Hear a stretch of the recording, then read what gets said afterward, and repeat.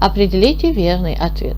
Центр иностранных языков «Полиглот» с 1 сентября организует курсы арабского языка для учащихся 10 и 11 классов.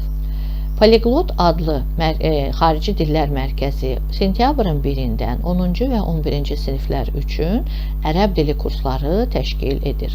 Занятия будут проводиться в помещении гуманитарной гимназии 3 раза в неделю опытными преподавателями. Dərslər təcrübəli müəllimlər tərəfindən humanitar gimnaziyasının içində həftədə 3 dəfə olaraq keçiriləcək. Старшеклассники смогут посещать курсы с 15:00 до 18:00. Yuxarı sinif şagirdləri saat 3-dən 6-ya qədər bu kurslara gələ bilərlər. Mətndən irəli gələrək на курсы арабского языка в Центре иностранных языков можно записаться в начале осени ifadəsini seçirik.